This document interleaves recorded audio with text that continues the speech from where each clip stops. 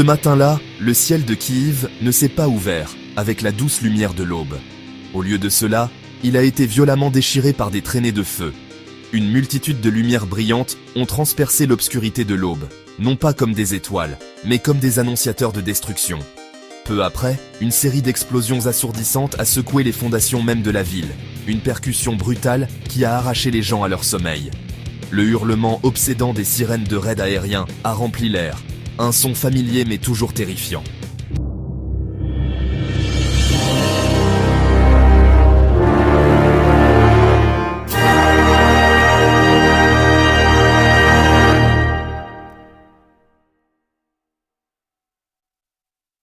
Ils se sont précipités vers les abris, le cœur battant, apercevant des panaches de fumée s'élevant dans le ciel froid du matin. C'était une démonstration de force viscérale et brute, conçue pour endommager les infrastructures et pour briser la normalité. Instiller une peur omniprésente. L'impact immédiat, choc profond et désorientation. Pour une ville qui avait tant enduré, cela semblait différent, plus intense, plus coordonné. Missiles traçant des arcs dans le ciel, puis impacts qui secouèrent le sol. Vidéos granuleuses et témoignages de première main, chaque clip montrant chaos et défi. Ces éclairs de lumière n'étaient pas abstraits. Ils étaient des menaces immédiates pour la vie, pour les foyers, pour l'idée d'un avenir pacifique. La Fédération de Russie a lancé cet assaut massif avec une terrifiante symphonie de matériel militaire, tirant plus de 70 missiles dans une attaque complexe et à plusieurs volets. Les projectiles ne provenaient pas d'un seul endroit, mais ont été lancés depuis une variété de plateformes à travers différents domaines. Sous-marins, lanceurs mobiles terrestres, bombardiers stratégiques. C'était une démonstration calculée des capacités de missiles diverses et redoutables. L'arsenal comprenait certaines de ces armes les plus avancées et redoutées, des missiles hypersoniques Kinzhal, voyageant à plusieurs fois la vitesse du son et capables de manœuvrer en vol, les missiles balistiques Iskander, connus pour leur précision et leur puissance destructrice. Cette combinaison de différents types de missiles, chacun avec sa propre trajectoire, sa vitesse et son objectif, a été délibérément conçue pour submerger et dérouter les systèmes de défense aérienne ukrainiens. La stratégie était claire, saturer les défenses pour assurer l'atteinte des cibles. Les frappes visaient les organes vitaux de l'effort de guerre et de la fonctionnalité étatique de l'Ukraine. Centres de communication critiques, dépôts de munitions, infrastructures énergétiques clés, un coût matériel tangible et un effet profondément démoralisant. La réponse internationale à la frappe massive de missiles sur Kiev a été rapide mais aussi soigneusement mesurée et délibérée. De Washington à Bruxelles, les dirigeants occidentaux ont publié de fermes déclarations de condamnation, dénonçant sans équivoque l'attaque comme un acte d'agression barbare. La Maison-Blanche a réitéré son engagement indéfectible envers la défense de l'Ukraine. Les dirigeants de l'alliance de l'OTAN ont fait écho à ce sentiment.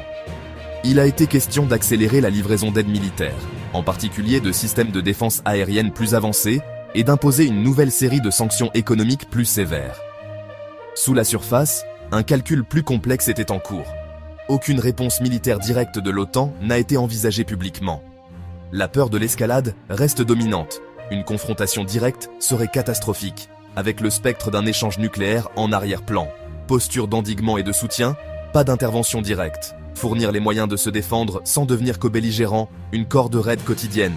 Chaque décision est pesée face au risque de réaction imprévisible de Moscou. L'attaque a testé l'alliance, sondant son unité et ses limites. La réponse initiale suggère une unité dans la condamnation et le soutien. Pourtant, aucune réponse facile.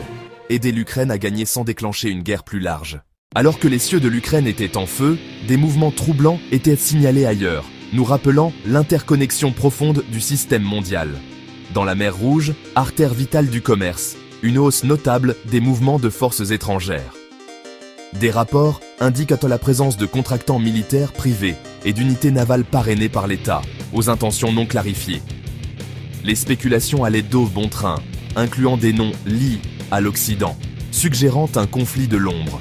Des avions de reconnaissance patrouillent de vastes zones. En parallèle, les Houthis au Yémen publient des annonces audacieuses. Le groupe, soutenu par l'Iran, revendique de nouvelles armes navales, y compris des drones suicides Avance et de puissants missiles anti-navires. Des avertissements sévères à la navigation internationale menacent de perturber Bab el-Mandeb.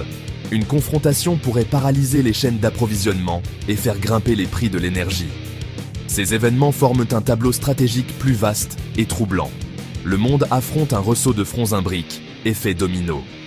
Des alignements opportunistes entre États et non-États défient l'ordre établi. Les frappes visaient plus que la destruction physique, un acte profond de guerre psychologique. Le moment, l'ampleur et l'intensité du barrage ont envoyé un message de domination, frappant au cœur de la capitale. Briser le moral, installer le désespoir. À l'ère des médias sociaux, la guerre des images égale celle du terrain. Déclarations de défi, récits de terreur et de résilience circulent instantanément. Ces récits peuvent galvaniser, rallier des soutiens ou diaboliser l'ennemi.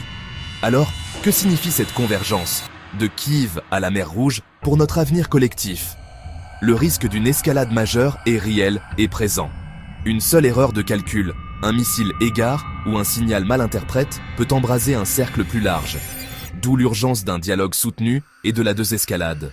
La diplomatie, lente mais essentielle, reste notre meilleur outil. Le choix, paix durable ou cycle de représailles, définira l'ère à venir.